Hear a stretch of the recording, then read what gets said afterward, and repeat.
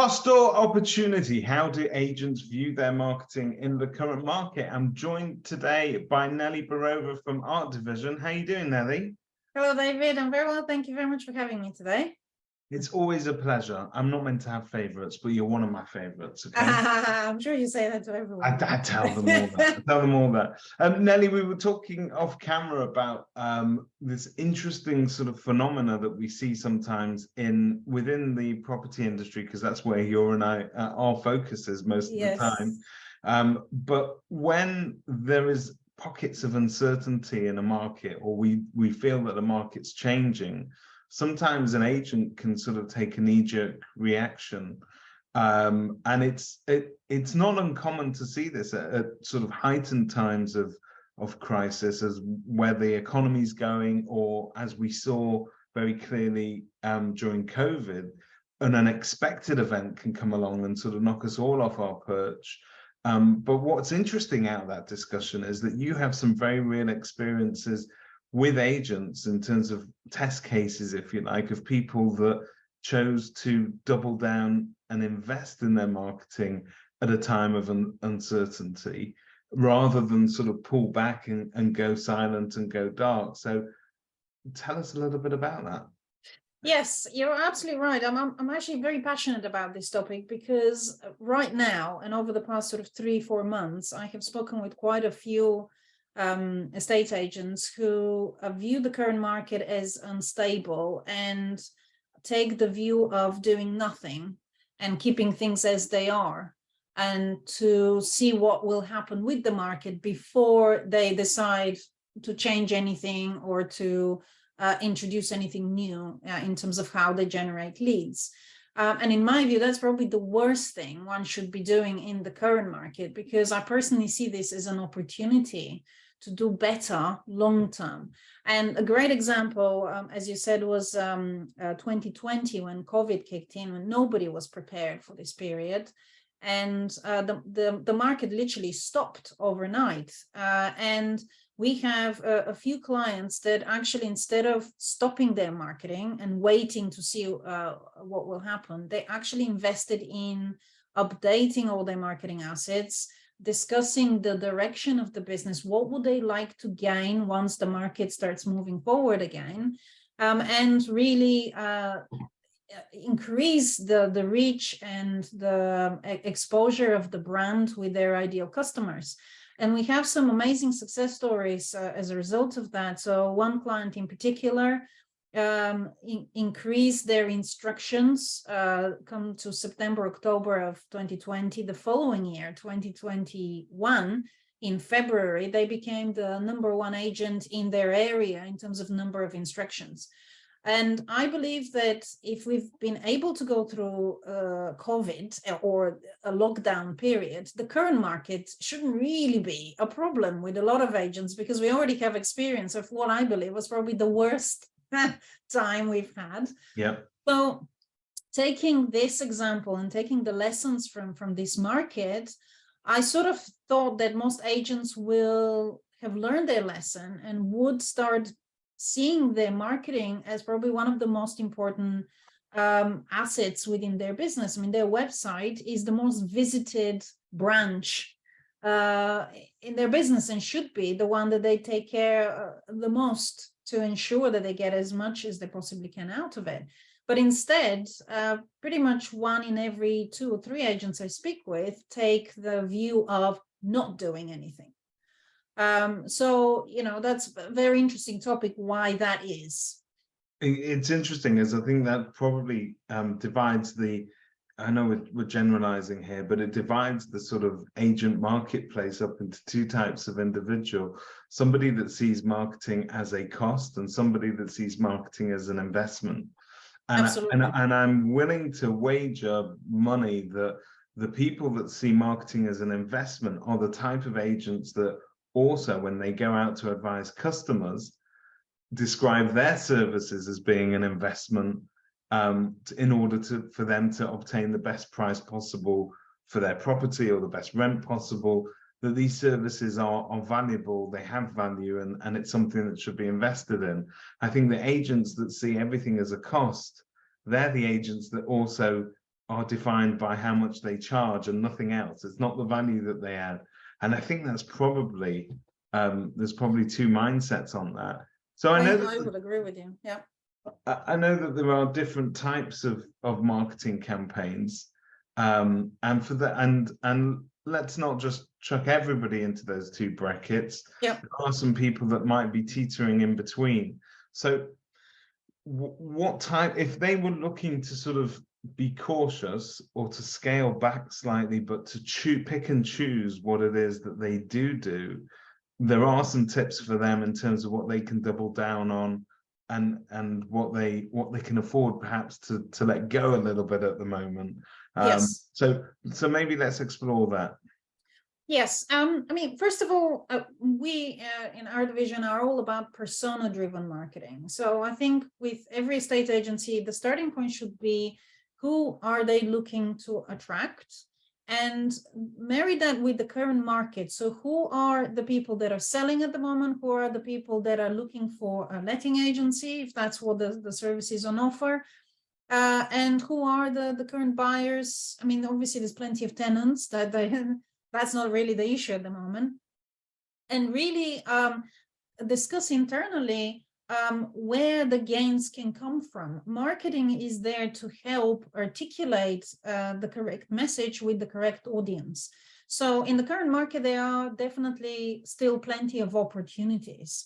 If certain aspects of the market is not sort of moving forward as fast as they would like, perhaps the efforts there can be redefined a little bit in order to reposition the direction of the business, even if it's temporary.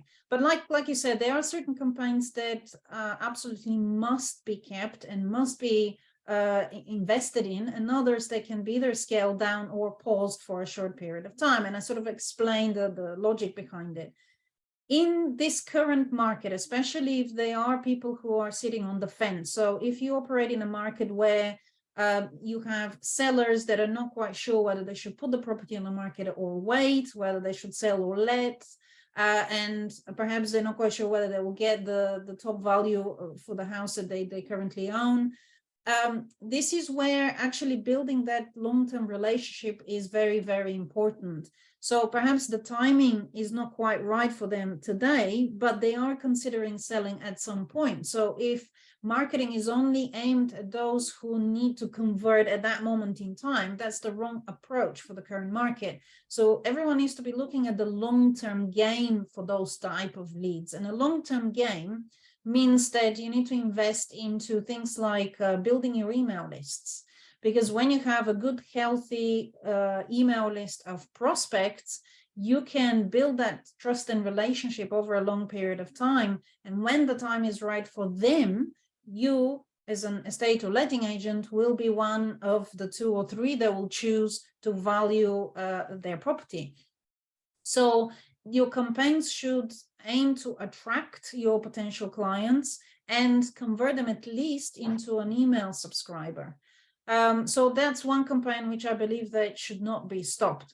The second, and in fact, probably the most important, is the organic ranking. So SEO is something that doesn't work for every industry anymore. It doesn't work for every business, but specifically for estate and letting agents, it works really well and it generates really good results long-term.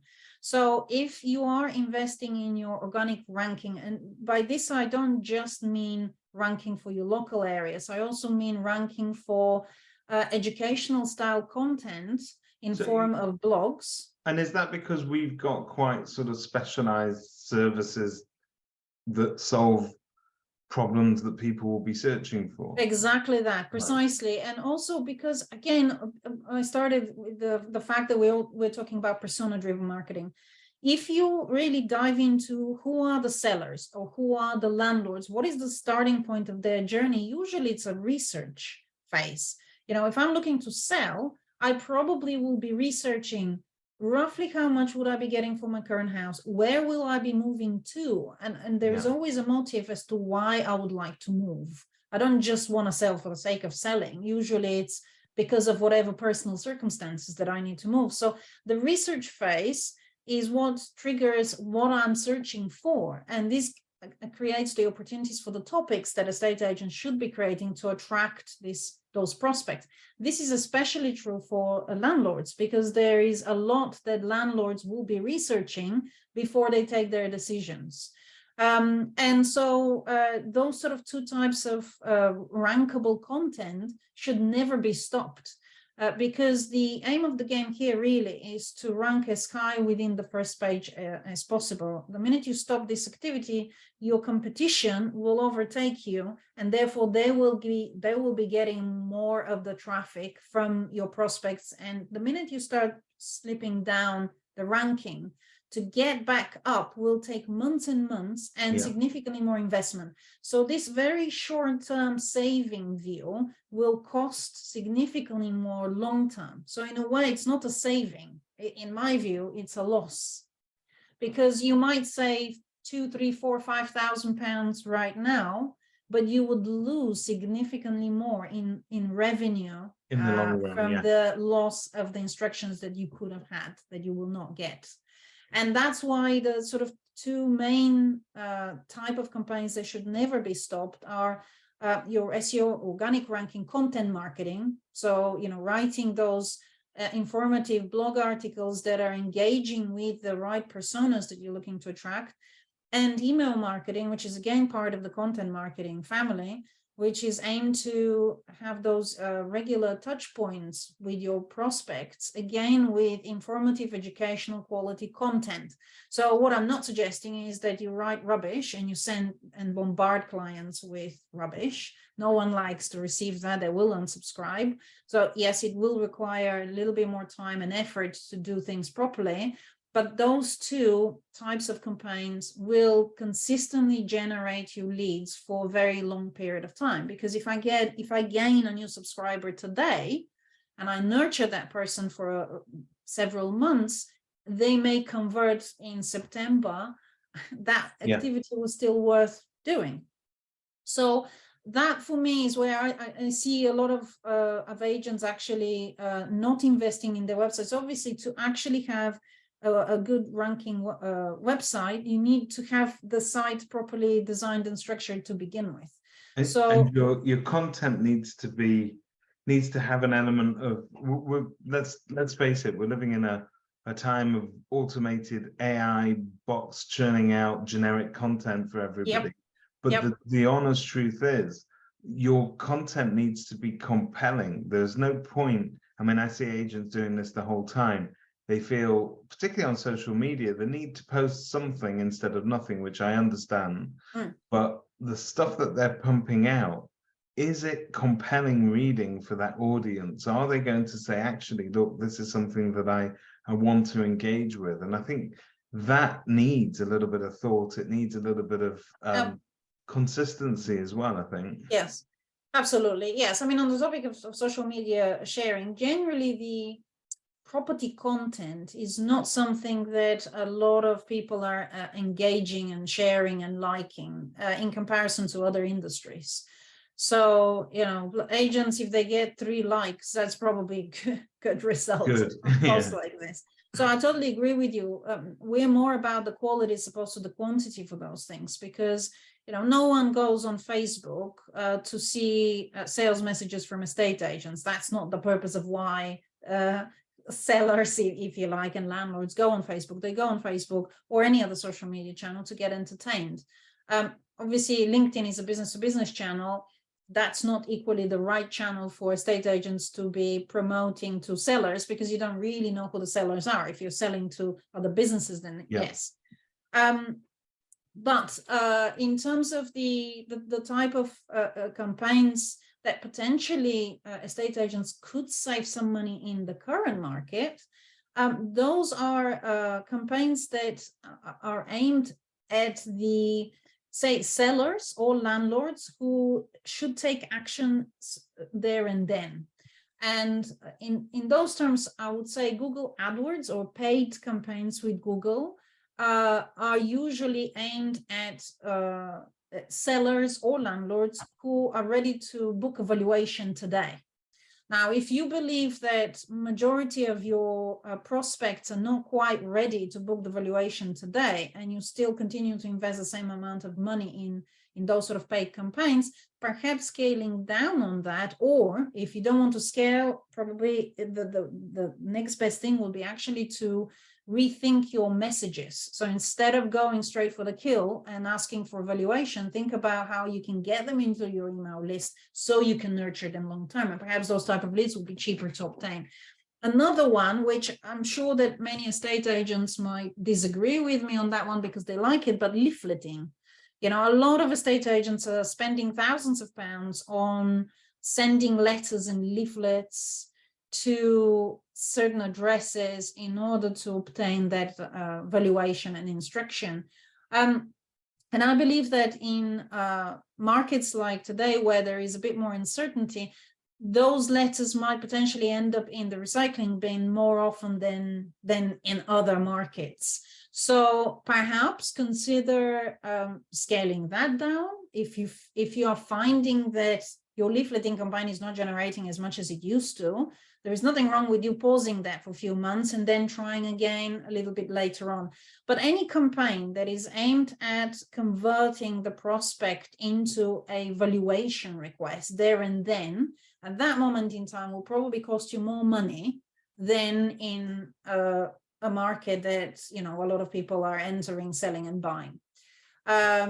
So I would say what I'm saying doesn't necessarily work for absolutely everyone. You need to take your own personal circumstances, your area, your personas that you're trying to attract into consideration and take those decisions. But really, marketing should be about communicating the right messages with the right prospects with the aim of engaging with your business and booking what we call a conversion, booking a call, booking a conversation with them in order to understand their pain points and help them progress to the next phase. It's interesting what you said there before, because, you know, when you look at sort of like the cost per lead in terms of acquisition and so on, there are some that are just, they're more easily convertible to a sales scenario than others. So if you're going in cold and you're selling from day one and that's your messaging, that's a very hard lead to convert to a full customer. Where you are giving them advice on a problem that they may have, where you're entering that relationship by sort of giving them some value so that they can then trust and acknowledge that your services are probably worth investing in. Now that's a client that's easier to sell to at the end of the day. It's easier to do absolutely. business. Absolutely. I mean, it's all about trust. If someone trusts you or your brand to deliver what it is they need, when the time is right for them, they will come to you. And I think that the problem with the majority of estate agents marketing is that it's not built on trust. It's not built on that kind of relationship of giving before you receive. It is purely on, I need to increase my stock. Therefore, I'm going to go out there and I'm going to tell people, look, we can value your property, come to us. And maybe that worked a few years back, but now there's so many estate agents all competing within the same area. There's so many of them sending these type of messages that the consumer is blanking this out and is probably more drawn towards those agents that are actually doing things a little bit differently. And this is where I believe the opportunities come as well. So it is a matter of those agents sort of keeping on their toes and sort of looking at their marketing, because I think for some, I know we're generalizing here, but for some, we have had a great market for a couple of years, and marketing per se wasn't necessarily something that we all majorly invested in, because, you know, everything that came through our door we were selling. And we had loads and loads of people looking to rent, loads of people looking to buy. We were almost inundated, and our job became sort of filtering leads rather than sort of generating leads. And I think that's now a switch, isn't it? Yes, but this is precisely the problem with a lot of those estate agents, because when the market is buoyant and, you know, you have a lot of people looking to sell and a lot of people looking to buy, it is, I guess, a lot easier for those agents that are not investing in their marketing to obtain instructions based on reduced fees, for example. But in the current market, it's those agents who have invested in building those long-term relationships, they will be attracting the bigger percentage of the market. Although the market is smaller, they will get the bigger percentage out of this market, which means that a lot of those agents that didn't invest in their marketing are currently probably struggling quite a bit, and their instructions are probably significantly less than they would have been should they had a good pipeline behind them. And the worst time to build your marketing assets is when you don't have any stock and you don't have any cash flow coming in, because this is when you're stressing out. And you feel, well, I can't really invest in anything new because that's yet another cost I need to be considering. So the ideal scenario would be is when your business is doing well, start planning, how you can grow from there, or how you could still continue to attract business when the times aren't so great. But of course, it doesn't work like this in reality. So at the moment, we are in a market where some agents are finding it tough. Some agents are reporting a reduction in number of inquiries they get, definitely a reduction in instructions, and even worse, when they do get the instruction, they're finding it hard to get the instruction to completion. There's a lot of sellers that are jumping from one estate agent to another, and they're selling with a second or a third estate agent purely because of their perceived value of the house, which perhaps at the moment is unrealistic. So maybe a lot of overvaluing is happening in order to win the instruction they can't complete, and that equally affects their cash flow. But what I would say is that there is no better time in investing in your marketing assets than now, because if you don't invest in your marketing assets now, then tomorrow is going to be even gloomer. What do they say, that Chinese proverb, the best time to plant a tree was 20 years ago? Yes. The second best time is today. Is now. Yeah. Precisely that, and that works unfortunately now more than ever. And sadly, I hear these comments from even very established businesses that clearly have a good amount of cash in their bank account from last year and the year before, and instead of actually utilizing that and investing in their business so that they can sustain long-term growth and lead generation, they are sitting on the fence and waiting for the market to start moving, at which point it will be again too late for them to enter the game, because other people would have entered between now and then. Now, of course, you can look at every market and every scenario from a different direction. So you could look at it as a doom and gloom, but you could equally look at it as a positive opportunity. And I believe that because there's so many agents that are either stopping their marketing or not investing in their marketing properly, that reduces the number of estate agents actually competing for the business online. So that, to me, creates opportunity for those that realize that marketing is the way forward. And it will, if they're investing in it right now, as things change, because they will, the market always has done that. It has done it for years. We're not going through something that, no one can predict, or we are super shocked about what's happening at the moment. So, those are the agents that can take advantage of the current market. And those are the ones that will do even better in 5 months' time, 6, 7 months' time. You're 100% right. There is a flow to a market, and it comes back. It has dips, it has highs, it has everything. And I think that for those agents that have experience of navigating different markets, the one thing they're going to tell you is there's always opportunities. Your customer might change slightly, your customer profile might change slightly, and so therefore your marketing needs to change with it, because you need to put out a different message. But the opportunities are always there. So anybody that's looking to take those opportunities today, the next step is to book a call with Nelly. I've just done that for a client this morning. I could tell you that they're planning a new website, and that's quite exciting.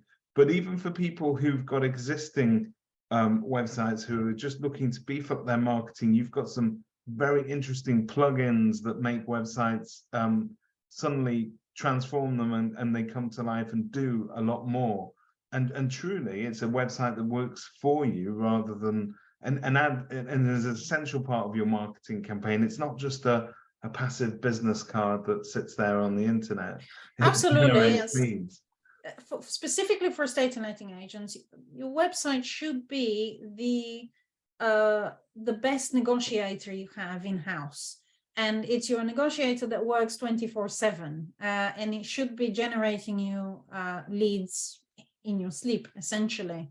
It should not be an online brochure. It should not be something that is created as an extension to your CRM just to show your properties that you have, because you can show your properties on the portals. That's not the point of a website. The point of an estate agency website is to communicate with your prospecting clients, and in most cases those are your vendors and your landlords, and you should use it to attract them, engage with them, and convert them into an opportunity. And this is what probably 80 to 90% of the estate agents out there are not doing. And only 10 to 15, 20% at the most of estate agents are seeing their website as that very efficient sales negotiator. So, if that's something that you as an estate agent would like to change, I'm more than happy to offer 1 hour free marketing consultation over Zoom. Fantastic. Well, all of our divisions details can be found on kerfuffle.com. Nelly, as always, thank you very much. Thank you, David, for having me today. Pleasure. All the best.